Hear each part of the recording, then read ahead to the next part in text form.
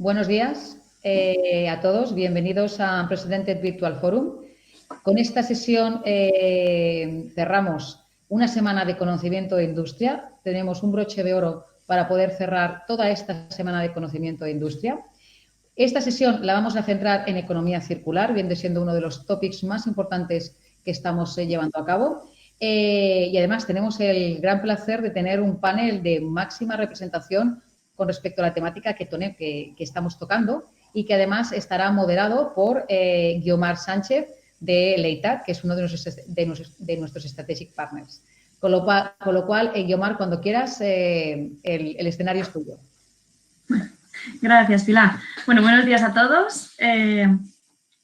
Bienvenidos y como comentaba Pilar, hoy vamos a tener una sesión, una mesa redonda muy interesante en economía circular, en la que hablaremos de nuevas tecnologías sostenibles para degradar plástico. Y tenemos tres ponentes que nos hablarán de tecnologías que impactan en toda la cadena de valor del plástico, y esto, creo que es necesario, ya que creo que todos sabemos que para solucionar el problema global de plástico, de la producción de plástico, de esa acumulación de ecosistemas, no nos sirve una tecnología, sino hay que trabajar conjuntamente e impactar ya sea desde el diseño de estos plásticos, pasando por la producción de nuevos bioplásticos, nuevos polímeros biodegradables o biobasados, idealmente ambos, nuevas tecnologías que nos permitan hacer un sorting más eficiente y un reciclado más eficiente y tener alternativas para la vida final de estos plásticos, minimizando su acumulación en vertederos o su incineración. Por tanto, hoy creo que vamos a salir de aquí con unos puntos de vista bastante diferentes, nuevas perspectivas que nos harán abrir los ojos y mucho mejor que os cuenten los ponentes, que tienen presentaciones muy interesantes hoy. Comentaros que tenemos tres ponentes, harán cada uno su presentación, y al final de esta abriremos la mesa redonda y la sesión de preguntas y respuestas. Por tanto, todas las preguntas que vayan surgiendo, que se os vayan ocurriendo, por favor, podéis escribirlas en el lado derecho del vídeo. Tenéis una sección de chat para cualquier comentario, pero también de preguntas, si es posible, para poner aquí las preguntas. Y al final de las tres ponencias se las iremos trasladando a los ponentes. Así que si está todo listo, voy a introducir al primer ponente y voy a cambiar el inglés. I think, our next speaker, our first speaker is Larry Logan. He's directly from Nashville, and it's quite early there, so thank you very much for the great effort of joining us this early in the morning for you. Larry is Chief Evangelist at Digimar Corporation, which is a company that has developed a technology for the automatic identification of plastic and other materials. I won't do any spoiler. I'm sure he can tell you way more about that. So please, Larry, the floor is yours. Well, great. Well, thank you all. It's a pleasure to be with you here today. Let me work now on getting my screen up. And there we go. And yes, good. And you're able to see my screen, okay? Yes? Yes. Very good. Yes, we can. Well, thank you. Yeah, my topic today is very much about intelligent objects and how we can put an identifier into most any packaging, any object, and to be able to detect that. And there's a great many advantages in that. If we look here, this is sort of a Digimarc company representation of the package journey. And as you see, there's opportunities, whether it's in manufacturing, parts matching, in distribution in terms of track and trace or counterfeit, brand protection. In aisle, the idea that an intelligent package can be scanned much more rapidly than a package that only has an EAN code. Check out how consumers using their smartphones can interact with the package. And now in terms of recycling, the idea that from birth to rebirth, an intelligent package can provide all these areas of value. Now, the field is generally called, these identifiers is generally called digital watermarking. That's a generic term. We specifically have created what we call Digimarc barcode. And what is that? Well, I'll show you an application here in print. In essence, what we're doing through Adobe's Photoshop and Illustrator, common tools, software tools, we're creating a signal tile that in essence will be replicated in the graphics back and forth and repeated throughout the entire graphics. Now, we create the signal by very slightly modulating, very slightly adjusting the contrast, the brightness, or some of the colors that are used to make up the design. Now, we use the existing pixels. There's no special inks. There's no special printing process. And an interesting application of this is that we can do not even need one complete tile in order to make a detection. So we can take portions of tiles to combine them to make a single detection. That's extremely important in recycling, where this package might be crushed or obscured with dirt or soiled in some way. So we say that the functional benefit is, as you see here on the left, to the consumer on the shelf, the package looks the same as it did before. But to computing devices with a camera, then the package performs as it does on the right, as though it had hundreds of codes replicated throughout the artwork. Now, we do the same process in plastics, but instead of using the pixels in the design, we're taking the plastic substrate, and through the use of a mold, we're able to give it a very slight decorative texture, and that's what's able to create the replicated signals. So we call this micro topological variations, very subtle adjustments in the texture. It's a decorative effect. So to consumers, it feels very much that it was an intention to put the embossing in. And also by touch, then it's a way to communicate to consumers that the package is recyclable. And it works in a variety of mold types. So we're working with injection and stretch blow molding, thermoforming, a wide variety of different plastic formation types. So what we're doing is giving plastics, and actually any object, a digital recycling passport. And as I mentioned, as you see here, we're able to do it through the slight embossing effect that you see in this thermoform tray. But we have virtually unlimited codes that can be associated through the signal tiles. So we understand a great deal in terms of intelligence about this package. We can know who's the manufacturer and what is the specific product, and that will help brands in terms of their EPR fees, to be able to reduce their EPR fees. We understand whether the package was previously used for food versus non-food contact. We understand if it's recyclable versus compostable. If it's a pouch, a multi-layer film, then we know what are the different components that make up the package, the film by percentages and type of film. And we can deal with carbon black, opaque, and difficult to recycle. The reason for that is because today's systems with a camera, they're observing a package and attempting to make a determination based upon color or spectral analysis. We turn that process around where we put the intelligence into the object informs the system what it is. So it's a great way to handle new material introductions, and it's very compatible with the circular economy because, again, unlike RFID or NFC, we're not adding anything to the package. So this is very much of a consumer kind of point of view, but it's the idea that the package has a story to tell. And by giving it an identity, we allow it to tell its story. So in this particular case, it might be, I am a transparent package. So we can understand, again, What was the color? Was it used for food or non-food? We know the percentage of recyclate that was used. We know the CO2 footprint. Yes, it's recyclable, and it can be used for any type of food without any risk, and we understand the manufacturer.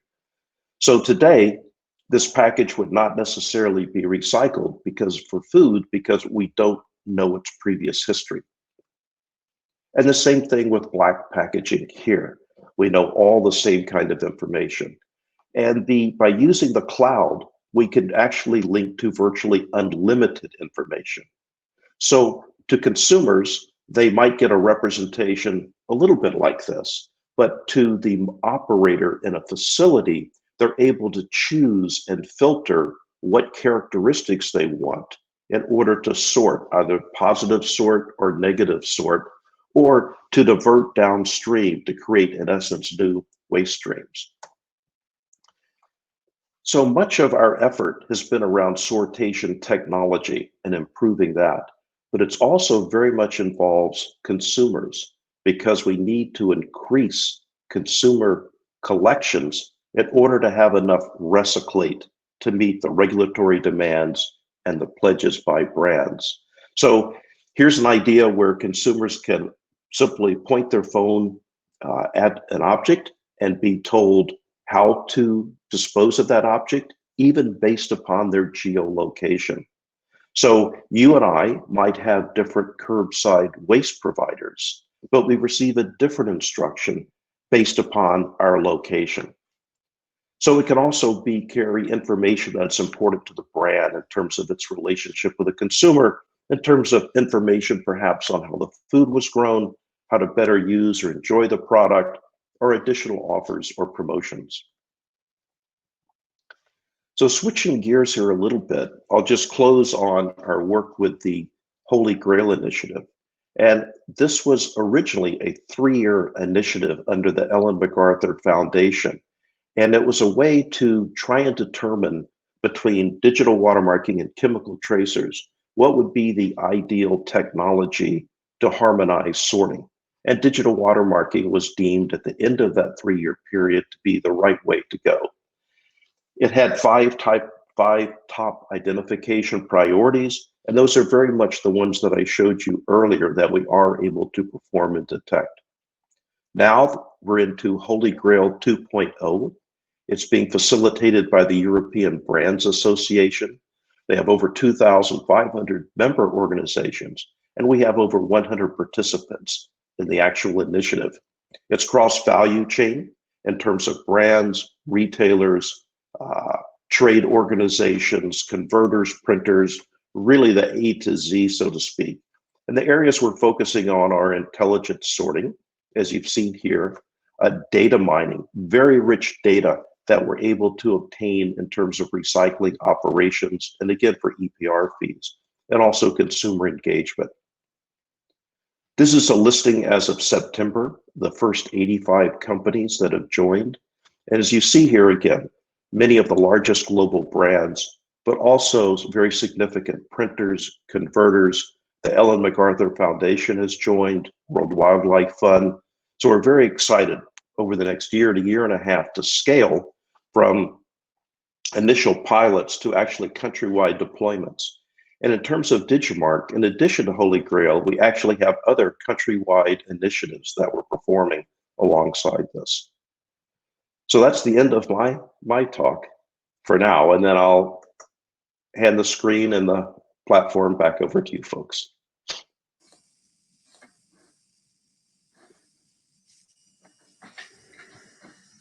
Okay, well, thank you very much, Larry. That was a great and very, very interesting talk and presentation about Digimarc. I'm sure we will be seeing this technology soon in the market. So now I want to, ahora sí que puedo cambiar a castellano. Hola, Patricia. Hola. Pues bueno, ahora nuestra siguiente ponente es Patricia Aimá. Ella es cofundadora y CTO de la empresa Envirotech, fundada en 2018. Patricia es biotecnóloga, ingeniera ambiental y lidera el desarrollo tecnológico de las bacterias productoras de bioplásticos. Y igual que con Larry, no haré spoiler, ella seguro que nos puede contar mucho mejor las posibilidades de esta tecnología que están desarrollando e implementando. Hola, Guiomar, ¿me podéis ver? Sí, te vemos, te escuchamos. Tengo problemas con la plataforma porque todo el rato me pone que tengo que aceptar la invitación y no me deja compartir pantalla ni nada. Ajá. Voy a declinar para que os vais a invitar. Vale. Es que... Vamos a ver si se le puede invitar de nuevo y funciona, porque en la prueba iba todo perfecto. Si no, quizá podemos... Vamos a ver si puede conectarse, si no, quizá podemos saltar al siguiente ponente. ¿Ya me veis? Te vemos, te escuchamos. A ver si puedes compartir. Sí, voy a empezar a compartir.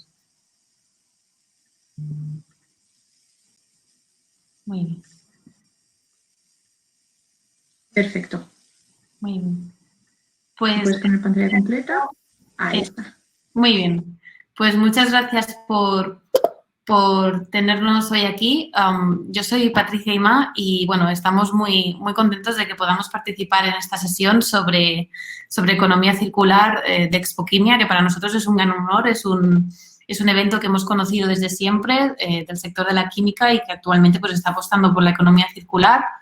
Y creo que pues podemos traer una propuesta de empresa y de negocio basada en eso y sobre todo en el tema de los plásticos, que es lo que tratamos hoy. Hoy vengo a contaros un poco sobre bioplásticos biodegradables producidos por bacterias. Y, bueno, muchas veces pues me preguntan que cómo puede ser eso y bueno, ahora en esta sesión os explicaré un poco y sobre todo nosotros le llamamos un poco la revolución de los plásticos. Como bien dice el nombre, son bioplásticos porque son de origen bio, ¿vale? Y eso ahora veréis por qué el origen bio, y son biodegradables, por lo cual desaparecen transformándose en componentes químicos naturales en el medio ambiente, ¿vale? Entonces, yo en la empresa hago de presidenta ejecutiva y de directora de tecnología y, bueno, posteriormente pues resolveremos las dudas que tengáis. Esta es la base de nuestra empresa, la base de la biotecnología de Venbiotech. Son unas bacterias que básicamente, como podéis ver en la imagen, son nuestros bichitos.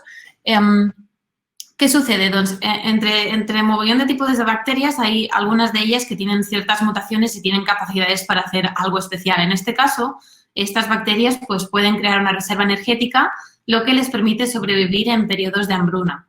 Esto es algo muy importante porque a veces por presiones selectivas hay bacterias que sin comida en el medio ambiente, pues en su entorno lo que sucede es que mueren, ¿no?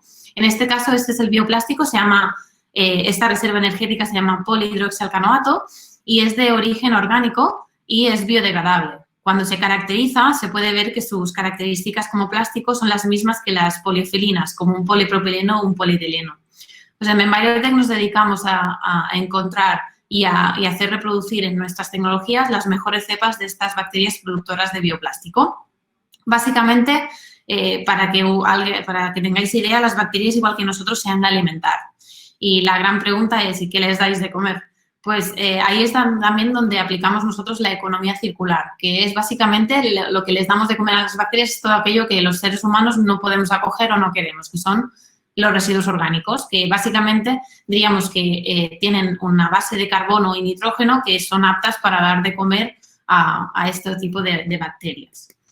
Y este sería nuestro proceso. Nosotros lo que hacemos es coger residuos orgánicos, les damos de comer a bacterias para que acumulen el bioplástico y luego lo extraemos de forma más pura o menos pura o dependiendo del residuo, el polihidroxialcanoato.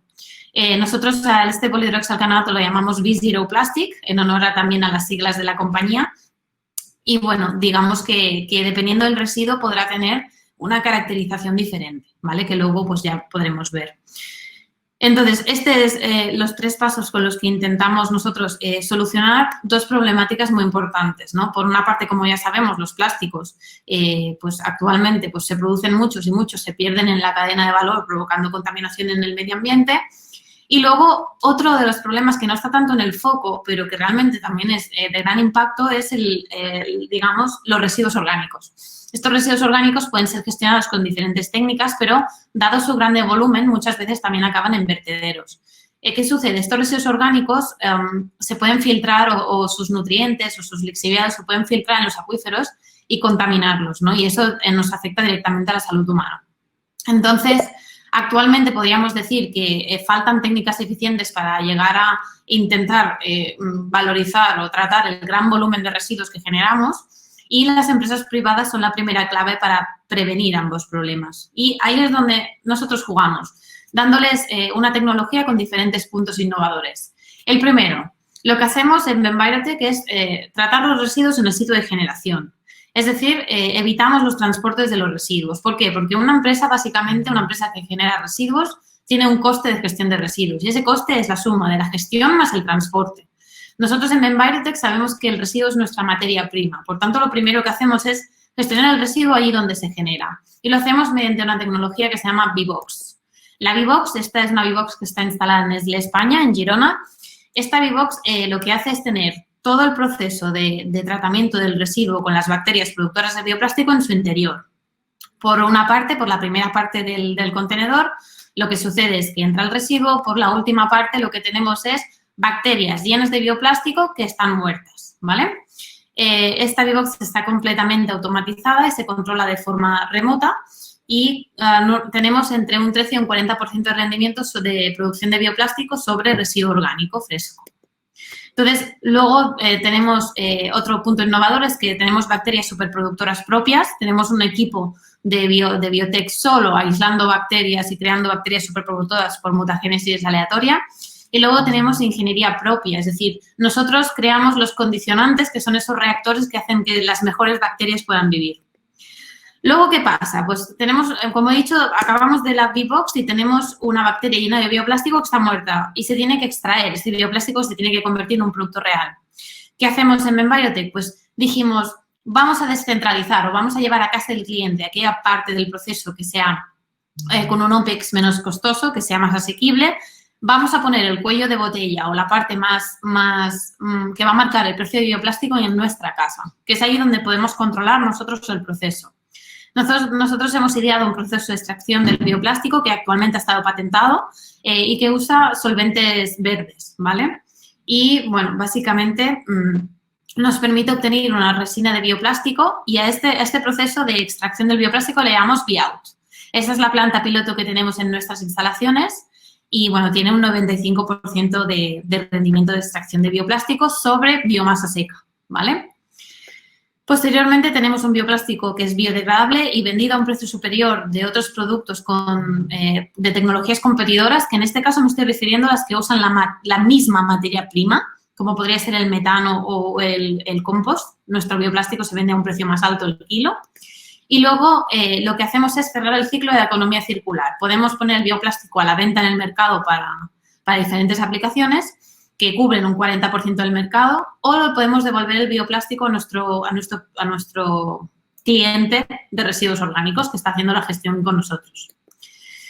El bioplástico es biobasado, biodegradable y con impacto medioambiental positivo y, como podéis ver, el precio al que nosotros podemos dar este bioplástico es más competitivo que el precio del PHA en el mercado y las aplicaciones pueden servir para biomedicina, packaging o impresión 3D. Actualmente nosotros fabricamos un copolímero de polihidroxibutirato valerato, es decir, un 80% butirato, un 20% valerato, lo que le da una semiflexibilidad, como podréis ver en el siguiente vídeo, ¿vale?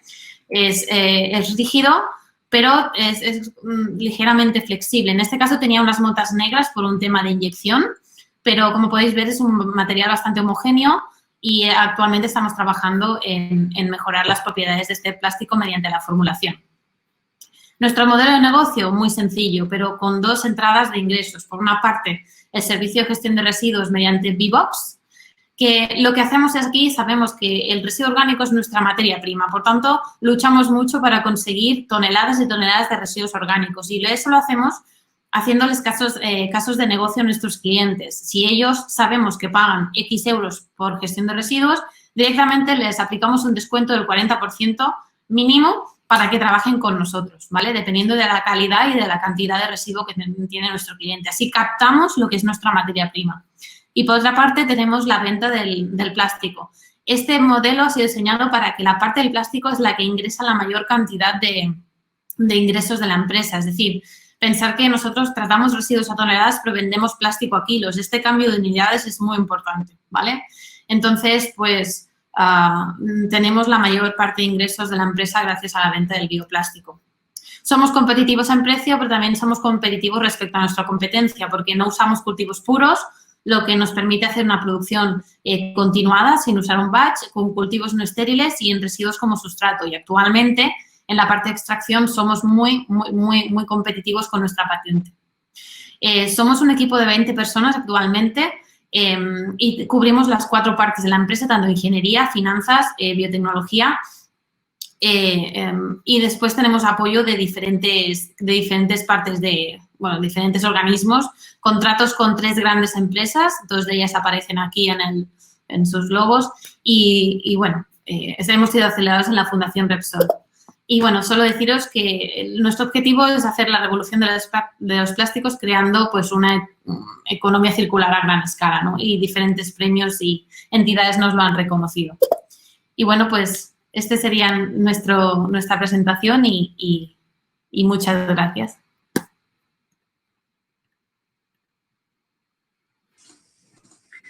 Muchas gracias, Patricia. En particular, yo que me dedico a la biotecnología industrial, me interesa muchísimo este campo, pero yo creo que ha sido de mucho interés para todos. Y bueno, ya veo que hay bastantes preguntas que luego responderemos.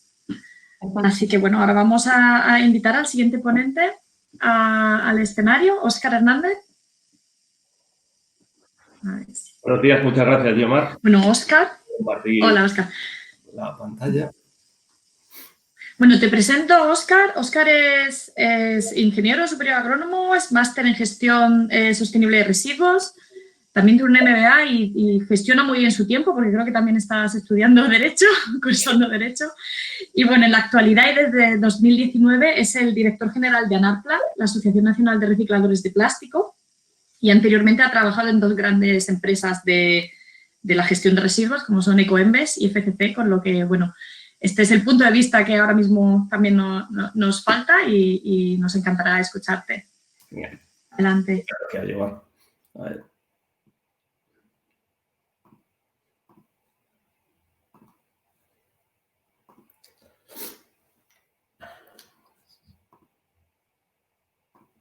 La estoy compartiendo, ¿verdad?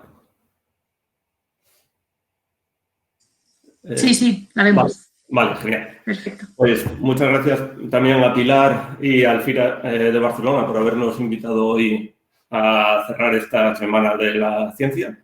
Mi presentación básicamente se va a centrar en el reciclado mecánico de plásticos, cómo está evolucionando y cuáles son los retos futuros. ANARPLA es la Asociación Nacional de Recicladores de Plástico y actualmente nuestros asociados representan el 70% de la capacidad de reciclado de España. Este año hemos cumplido 25 años, pero muestra de lo pionero que es España en esto de la gestión de los residuos y en el reciclado de plásticos, hay asociados que ya cuentan con una experiencia de 40 años. Tenemos que cambiar el chip y tenemos que pensar que el reciclador ha dejado de ser este gestor de residuos a pasar a ser un productor de materia prima reciclada que además es sostenible. Por sustitución de la materia prima virgen, el sector reciclador de plásticos el año pasado consiguió ahorrar 1.631.000 toneladas de CO2 equivalente. Y para entender lo que es una empresa de reciclado mecánico de plásticos, tenemos que entender el flujo circular del plástico dentro de la economía. En primer momento, el transformador de plásticos, que son alrededor de 40.000 empresas, se tienen que aprovisionar de una materia prima virgen en el primer ciclo, que producirán los artículos que bien se pueden usar alargando la vida de los alimentos, sistemas de regadíos, invernaderos, ahorrando agua, el transporte haciéndolo más ligero.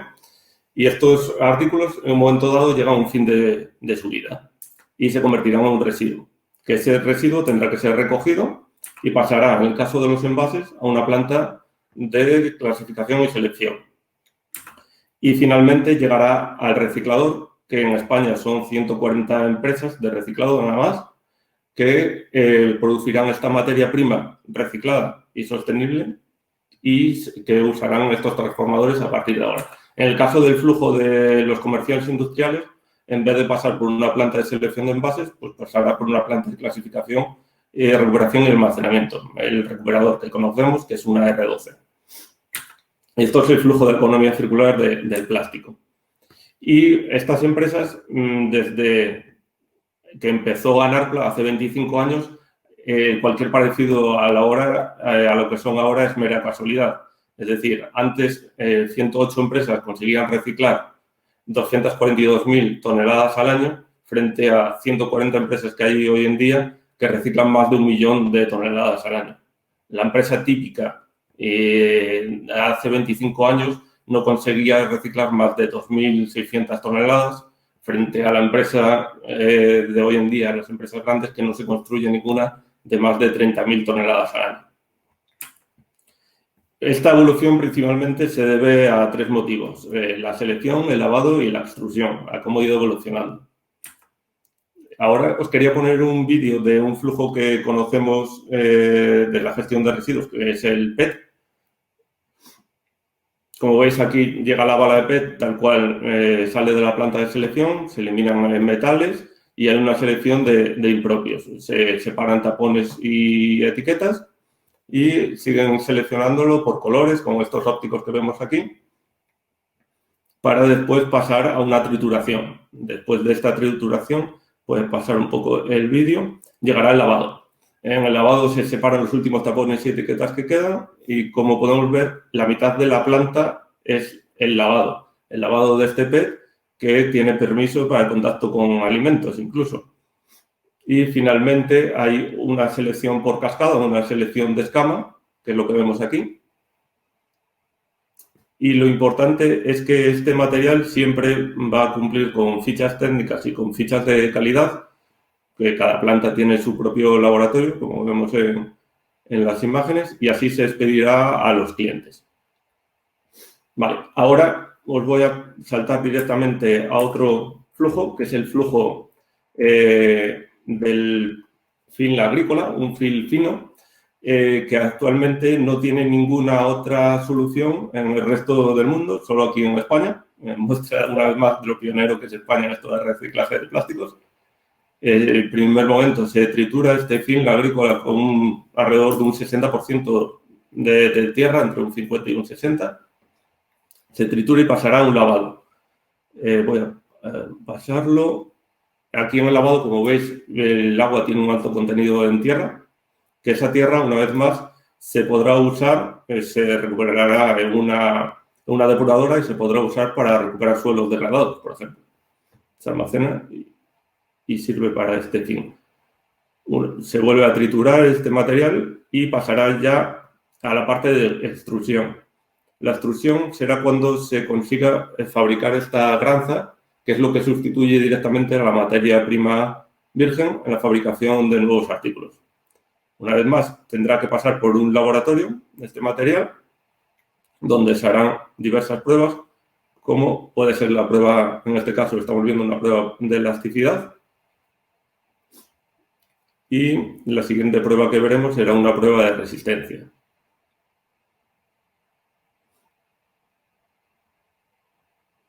Esta es la prueba de resistencia. Bueno, y este material, una vez más, se enviará con su ficha técnica y su ficha de seguridad al cliente para sustituir directamente la materia prima virgen. La sustituirá en artículos como pueden ser tuberías de riego por goteo o otros filmes. Vale, ¿cuáles son los retos futuros? El primer reto es el propio reconocimiento del sector, saber en qué posición y quién es el reciclador de verdad. Los 10 millones de toneladas que se ha marcado de objetivo la Unión Europea para 2025 en nuevos artículos, potenciar la recogida selectiva, por ejemplo, el Holy Grail que nos ha hablado antes Larry. Todos los envases de plástico serán reciclables o reutilizables de una manera rentable para 2030, trazabilidad para medir objetivos, fin de condición de residuo y legislación en contacto con alimentos. Los 10 millones de toneladas. En Europa, el reciclador se ha comprometido a que en 2025 poner en el mercado 11 millones de toneladas, es decir, una tonelada más, 1 millón de toneladas más, perdona, de las que se habían propuesto como objetivo en la Unión Europea, frente al sector transformador, que se ha comprometido a usar 6,4 millones de toneladas. Este gap hay que reducirlo con los siguientes objetivos. Potenciar la recogida selectiva. Por supuesto que todo lo que no se recicla, no se recoge, no se puede reciclar.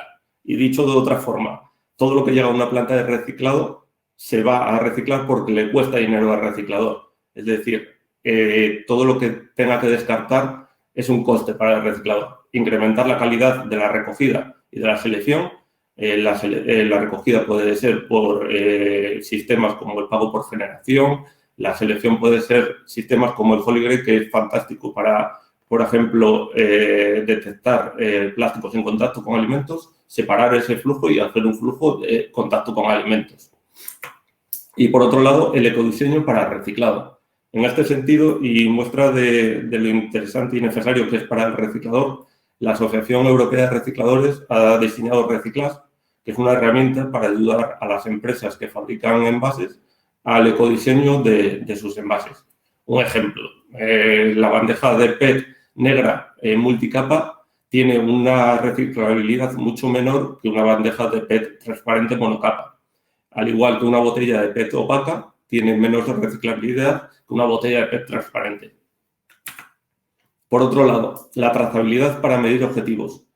Una vez más, muestra del compromiso de reciclado español. Somos el segundo país de la Unión Europea con más recicladores certificados por EucerPlus, que mide la trazabilidad dentro de toda la cadena, dentro de la planta de reciclado, y así poder medir los objetivos de contenido en reciclado después en el transformador o los objetivos de reciclado que se marcan cada uno de los países.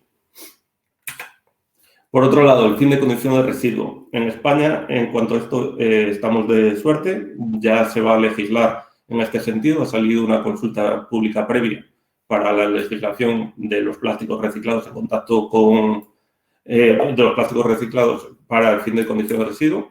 Y esto se conseguirá aumentar la demanda de un residuo de calidad, aumentar y mejorar la imagen de los productos con fin de condición de residuo, mejorar la calidad y seguridad de estos artículos y mejorar la transparencia. Por otro lado, la legislación en contacto con alimentos. Actualmente contamos con legislación para el PET, pero el resto de material se prevé que se empiece a publicar a partir de 2021. Por ahora, lo que tenemos es asegurar un flujo cerrado del plástico, como puede ser las botellas de leche en el caso de Inglaterra e Irlanda para el polietileno de alta densidad, o entre capas. Una capa en contacto con el alimento de material virgen y el resto del artículo de material reciclado. ¿Y cómo conseguiremos todo esto? Pues con nuevos mercados, que básicamente es lo que habla el European Green Deal y la capacidad de tratamiento de nuestros recicladores en España. El European Green Deal, básicamente ecodiseño, que exista un mercado único de materias secundarias y subproductos, consideraciones legales para un contenido en reciclado obligatorio y, por otro lado, que la Administración lidere con el ejemplo y con su compra pública verde. En cuanto a la capacidad de tratamiento de España, en 2021 se espera que tengamos 150.000 toneladas más, aparte del millón que ya se han reciclado este año, más proyectos en contacto con alimentos para un año y medio, 2 años, que lograrán esos objetivos de contacto alimentario que están para el PET para 2025 y 2030. Y es que, ya para finalizar, si algo nos ha enseñado la COVID, que es que el sector es esencial. Estas empresas no han parado durante toda la crisis sanitaria por su labor de reciclado, de gestión de residuos, pero es que con unos precios de la materia prima extremadamente bajos y con un descenso de la demanda por el cierre de algunos transformadores, esto podrá dificultar el logro de objetivos y llevará consigo pues, la pérdida de material y el despilfarro de recursos. Y muchas gracias por haberme atendido. Espero no haberme pasado mucho y cualquier consulta también me podéis contactar en el correo. Ok, pues muchísimas gracias, Óscar. Otro punto de vista, como comentábamos, otro punto de vista muy, muy interesante y bueno, que nos da la perspectiva un poco que nos faltaba de cómo se trata el reciclado. Okay, so now we will start with the roundtable. So we can have also Larry engage. We decided to carry out this session in English, but I've seen we have quite a lot of questions, as it was expected due to the quality of all three talks. And most of them are addressed specifically to one of you. So what I'll do, I'll address the ones to you, Larry, in English, and then the ones that are specific for Patricia or Oscar, I'll share them in Spanish, if that's fine. And then if we can generate some discussions on debate, we can switch back to English. So let me start with you. Actually, Larry, Jesus Rivera asks, at what point is this technology, Holy Grail, the hidden barcode, being tested in the recycling facilities? Yes, to date, the testing and demonstrations have been done at TOMRA's facility outside of Koblenz, Germany. We've had two somewhat significant demonstrations to the industry. The second one was last October with over 140 participants. Since that time, we've done a great deal in terms of improving the algorithms, the cameras, and the lighting system. What will happen now under Holy Grail is that starting in the spring, several equipment manufacturers will have our new detection components, and then we'll start to go into, again, initially one country wide test, and then add additional countries after that over the next part of the year. So it's not commercial yet. But we've well proven the feasibility, and now it's really the process of scaling. So with any new process, as you scale, you start to learn things and you make slight modifications, and that's the process that we're going through now. Great, thank you. La siguiente pregunta es para Patricia. Nos pregunta Almudena, os pido cómo cuantificáis ese impacto ambiental positivo. Entiendo de vuestro proceso de producción de polialcanoatos. Comenta que acabamos de publicar un análisis comparativo de procesos de extracción de PHA y nos interesaría conocer vuestro proceso. Pues mira, es una pregunta interesante porque nosotros al principio cuando extraíamos bioplástico acabamos haciéndolo como escribía la literatura y vimos que tanto cloroformo como otros métodos eran primero muy tóxicos, con mucho impacto en la salud humana y empezamos a idear procesos de extracción propios y esos green solvents justamente, y ya relacionado con una pregunta que hay luego, es una patente con el dimetilcarbonato y metanol, ¿vale? Entonces, digamos que la evaluación de impacto ambiental de este tipo de solventes es mucho menor que la que pueden llegar a usar otros competidores. En todo caso, me parece súper interesante este estudio y nos gustaría ponernos en contacto para poder participar y estudiar nuestro proceso concretamente. Seguimos contigo, Patricia, porque bueno, Julia García pregunta si el polímero se forma in situ o solo en monómero. Nosotros formamos el copolímero dentro de la bacteria in situ en la Vivox y lo extraemos en la Viout, siempre en forma ya de polímero. Muy bien. Tenemos una pregunta de Mateo Saavedra del Oso desde la USC que pregunta ¿qué solvente utilizáis en la fase de extracción? Y bueno, ¿qué pureza tiene el PHA? En esto ya has contestado parte. Sí, solvente dimetilcarbonato contra solvente metanol, pureza más del 95%. Concretamente en el vídeo, por temas de inyección en la empresa en la que lo hacemos descompuestos, tuvimos semillas de inyección, pero bueno, es totalmente blanco y muy puro. Perfecto, y seguimos con Julia, que tiene un par de preguntas más en Leitat. Nos gusta mucho hacernos preguntas. Me pregunta si el impacto de transportar el bioplástico generado de forma descentralizada es menor que transportar el residuo. Es una buena pregunta porque también nos la hacemos nosotros, pero una vez estás en el proceso ya ves que no. porque tú tienes toneladas de residuos a gestionar y esas toneladas, por balance de materias, se van distribuyendo entre crecimiento bacteriano, después eliminación de DQO. ¿Qué pasa? Que la parte del concentrado bacteriano que representa la extracción o que nos llevamos de Salibox es en volumen muchísimo menor que la tonelada de residuo, ¿vale? Es decir, nosotros lo deshidratamos en la Vivox y nos llevamos cada semana o cada 2 semanas nos llevamos un tanque de concentrado bacteriano, es decir, reducimos los transportes de residuo. Bueno, nosotros nos llevamos ya algo que tiene valor, que es la bacteria con el bioplástico dentro, y lo hacemos muy puntualmente cada semana, cada 2 semanas. Es decir, no tiene nada que ver con ir cada día, que de hecho vemos en las empresas que los transportes de residuos son cada 2 horas, cada 3 horas. Nosotros no, en ese caso no jugamos en ese impacto medioambiental tan negativo. Pregunta también si no se está viendo limitado el proceso biotecnológico por no beneficiarse por la economía de escala de tratar los residuos orgánicos de forma centralizada. Digamos que los procesos biotecnológicos a gran escala ganan en cuanto primero al OPEX, al CAPEX es difícil y bueno, el OPEX se ve muy beneficiado, después la distribución de superficie de aireadores, de excitadores, demás. De hecho, nuestros próximos containers van en forma de bañera ya directamente.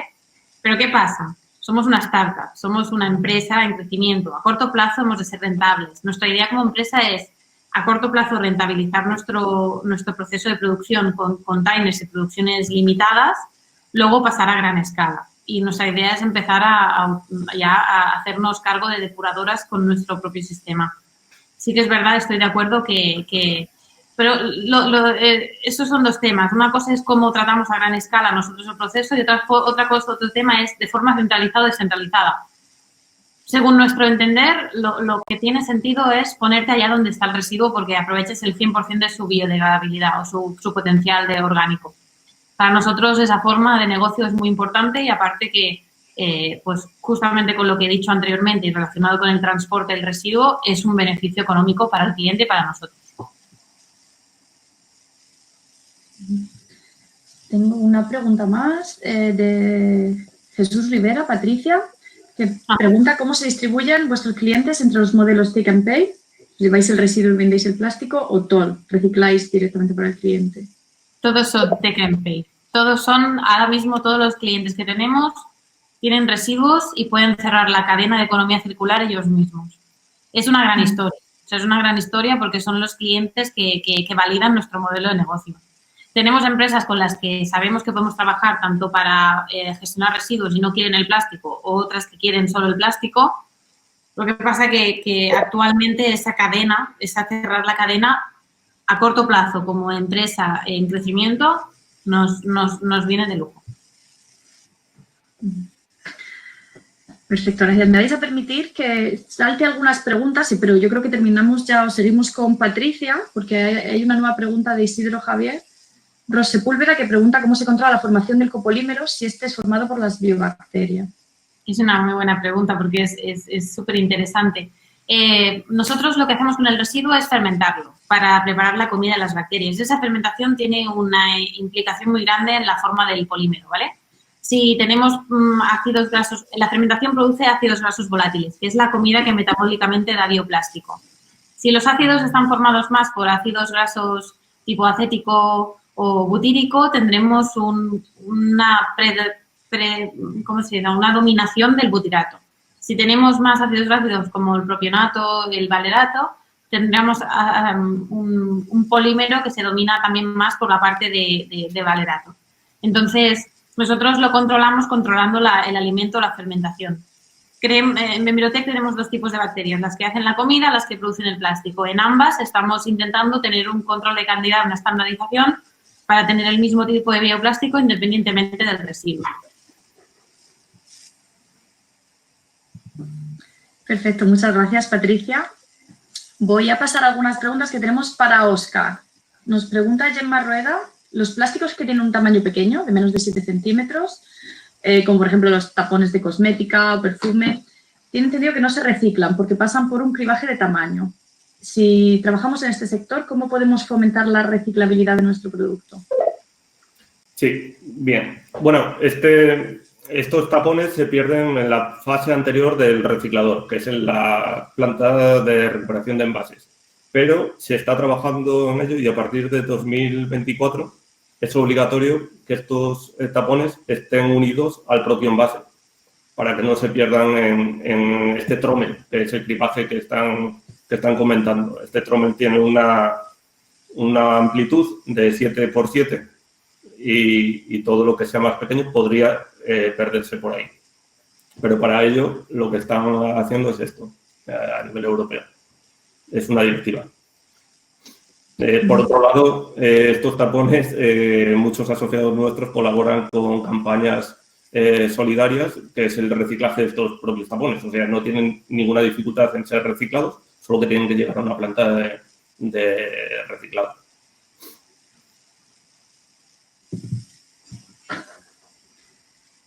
Gracias, Óscar. Nos pregunta también Jesús, ¿cómo está España en capacidad de reciclaje respecto al resto de Europa?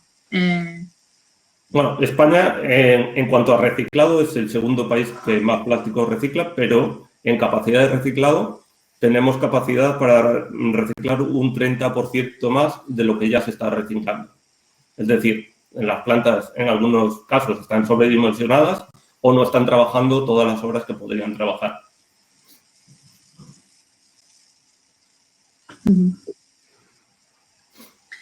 Por supuesto, si alguno, Patricia, o quieres hacer algún comentario.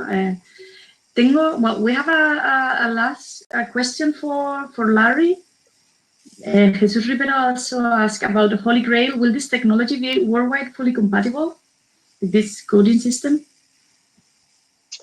Yes, that's very much the goal. Now, to date, Digimarc's been around for 25 years. And already we have global deployments of the technology in a variety of industries, all digitals. If you go to the cinema, hopefully soon after COVID, Digimarc is in the digital cinema systems. Our largest customer is a consortium of world central banks for which we provide a means of deterring the counterfeiting of money. There's a variety of industries where the technology has been utilized, certainly in terms of recycling. The European Union is very much of the current focus because of Holy Grail, but we're also now starting initiatives in the US. We have a great deal of interest in the Far East. So I think we just have to go through this first period in terms of scaling up with these various different programs and initiatives, and then look forward to a much broader deployment in the future. And in terms of compatibility, the way that facilities will get started is simply a bolt-on module. So a module that can be added to their existing infrastructure without pulling out their existing infrastructure. It's a much faster way for them to get started at a lower cost. Sí, bueno, yo podría añadir una cosa. Aparte, sí, los recicladores ya tienen estos ópticos, que sería como una ampliación a los ópticos de selección por infrarrojos, y serviría para, bueno, para flujos cerrados de contacto con alimentos y demás. Se conseguirían asegurar este flujo circular para permitir ese plástico usarse en contacto con alimentos, con el Holy Grail también. O sea, es una tecnología que nosotros sí que intentamos promover y donde vamos también hablamos de ella. Perfect. I see, bueno, perdón, a ver, veo que hay una última pregunta. ¿Cuánto tiempo requiere el proceso de obtención de bioplástico para Patricia? Y bueno, si os parece, ahora después pasaremos a algunas preguntas un poco más de discusión general. A ver, nosotros trabajamos en un proceso en continuo, cada etapa tiene su tiempo de producción. Digamos que nosotros las intentamos cuadrar todas para que el proceso por ciclo sea 24 horas, pero nuestras bacterias en 6 horas ya han acumulado bioplástico, desde que empiezan a comer hasta que acaban. Perfecto, thank you. I actually have also one question. We are seeing the development of a number of new polymers and bioplastics, such as the one Patricia has told us about, but also other polymers that are bio-based, maybe not biodegradable. Then we have some which are both bio-based and biodegradable, like the PHAs. How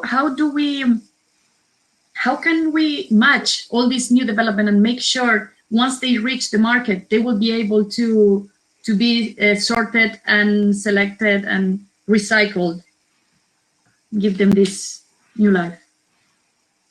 Sure. Well, I mean, again, the characteristics of the material is built into the intelligence and, in essence, in the coding. So today, if there's a new material that comes out, what would happen would have to be the current system, like NIR, near infrared, would have to be trained to understand what's the new material. In our particular case, the material has the identity, in essence, the package, and whether it's through printing or whether it's in molding, and there are other processes we have, it's able to tell the system right away what it is. And then again, the operator of the facility can choose whether to, which waste stream in order to, to process or discard or add, based upon the yield and what they're trying to achieve in the facility. I would like to add something because, the technology that Larry is showing to us is amazing. And I will say that we are doing in our company a great effort to make our plastic the same residue as an apple, okay? But I understand that meanwhile, or during this time, that the society do not understand that this is a plastic that goes to the organic part. Technologies such as Larry's ones are amazing for sorting the different types of plastics, and also bioplastics will be a great point to tackle because they are organic, and maybe with the other plastics can cause not good recycling. So that will be an amazing point in order to train the society that the bioplastic is the same residue as an apple, but meanwhile we can separate it and valorize it the best way. Oscar, I don't know, do you have algo que añadir? No. Como ya lo dije antes, ya. Okay, I see a new question. Para Patricia, también, ¿cómo controláis la variabilidad en la composición de la materia orgánica para tener la misma composición de PHA? Esto es un bueno, tema... y hay una segunda pregunta. Perdona, ¿tratáis algún residuo con alto contenido en lípidos? Disculpa. Sí, esto es un tema interesante porque tenemos la idea de la fracción orgánica de los residuos municipales, ¿no? Y mezclada, variada, pero cuando llegas a una empresa y han de pagar por ese residuo, lo tienen muy bien separadito, ¿vale? Entonces, nosotros, la variabilidad es que no existe tanta variabilidad. Cuando vas a una empresa industrial, si tienen un residuo, lo tienen súper bien separado, súper bien caracterizado y, por tanto, a nosotros nos garantiza que lo que siempre entra en nuestra Vivox es el mismo tipo de residuo. Normalmente, trabajando con estas grandes empresas, no tenemos problema de variabilidad. ¿Y tratáis algún residuo con alto contenido en lípidos? Actualmente estamos empezando con residuos de mataderos y alimentarias de carne. Son proteicos lípidos. Concretamente, deberíamos estudiar qué tipo de residuos os podéis referir. Hemos tratado gran variedad de residuos en nuestros laboratorios y creo que podemos ser capaces de tratar este tipo. Entiendo que la variabilidad, Patricia, viene entonces con cada cliente. Con cada cliente tendréis que hacer un nuevo estudio de su residuo. Por eso, a nivel de empresa, nosotros como startup también hemos como puesto 7 pilares de residuos en los que nos vamos a dedicar a crecer y a ser buenos. Porque no podemos primero absorber toda la variedad de residuos orgánicos que hay en el mercado. Debemos ser buenos en 7 y esos son los que nosotros tratamos. Sabemos que esas empresas que tienen ese tipo de residuos los tienen súper bien distribuidos. Ahora, el bioplástico en cada uno vamos a tener que trabajar con el tiempo y con esas cepas bacterianas para que den la misma calidad y el mismo tipo de bioplástico. Perfecto. Y, a ver, una nueva pregunta es, ¿qué capacidad de producción nominal media por Vivox estamos hablando en toneladas de PHV por año? Nosotros, cada Vivox puede tratar 4 toneladas de residuos y de esas fototoneladas dependiendo de la calidad del residuo. Nosotros medimos la calidad del residuo por DQO, que eso pues, es un parámetro de medición ambiental de la materia orgánica, y normalmente cuando tienen más baja DQO el rendimiento es mucho más bajo. Y cuando tienen alta DQO el rendimiento es muy bueno. Entonces, dependiendo entre el 13 y el 41% de esa materia fresca de 4 toneladas la podemos convertir a bioplástico. Perfecto, gracias. Cambio otra vez al inglés. Okay, I believe we don't have time for much more. Just one last question, which is addressed to all our speakers today.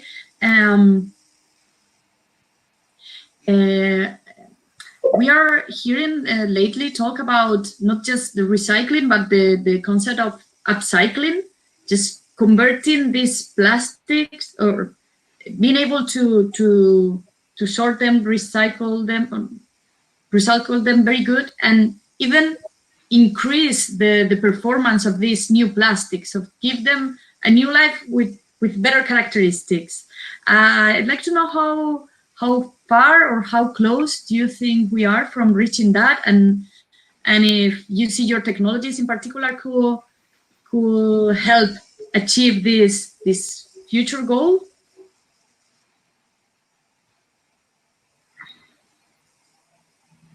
Well, I'll guess I'll step in.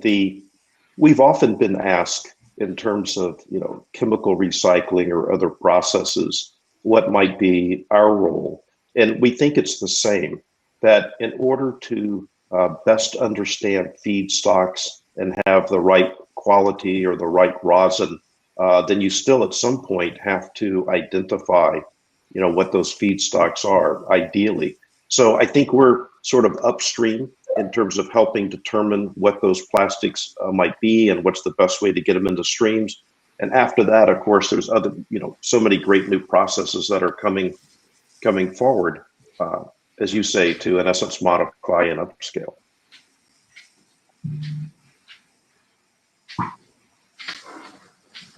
No sé, Óscar, Patricia, a lo mejor, no sé, tenéis algún comentario sobre dónde, cómo creéis, hacia dónde creéis que se dirige el sector, qué objetivos deberían ser prioritarios. Bueno, ya para ir terminando, creo que nos quedamos sin tiempo. Yo creo que justamente el otro día me decían, bueno, es que con la pandemia ahora todo esto, el tema medioambiental se está quedando un poco aparte. Digo, pues justamente creo que cuando nos hemos dado cuenta de lo sensible, lo rígido que es nuestro planeta, ha sido ahora. Porque justamente solo un virus nos ha hecho encerrarnos en nuestras casas. Imaginaros si no lo cuidamos, el planeta, y si no estamos por lo que hemos de estar, que es recuperar o regular los recursos, y sobre todo creo que va a ir en auge porque esto, por ejemplo, el impacto que ha tenido esta pandemia ha sido espectacular y hemos de cuidar el planeta, y cada detalle, como en este tipo del sector de la economía circular, creo que va a ser clave para el futuro. Básicamente, en la reconstrucción europea se quiere hacer en base al Green Deal, que lo que viene a decir es todo lo que hemos hablado hoy, apoyar la circularidad y usar estos artículos, estas materias primas, en fabricar nuevos artículos. Y por otro lado, presupuestos de España aquí también van destinados en gran medida a este sector, a estos sectores. Perfecto. Bueno, creo que nos hemos quedado sin tiempo. I think we run out of time. So we will be closing this session. Just thank all our speakers again. Muchas gracias por vuestra participación. It's been very, very interesting. I think we all come out here with new ideas, new things, new perspectives in the head, and that's always good. Thank you, the organizers. Muchas gracias a FIRA for all this week of knowledge. And I believe there is one video coming out. So just a few seconds more. Muchas gracias a todos. Gracias. Gracias a vosotros. Thank you.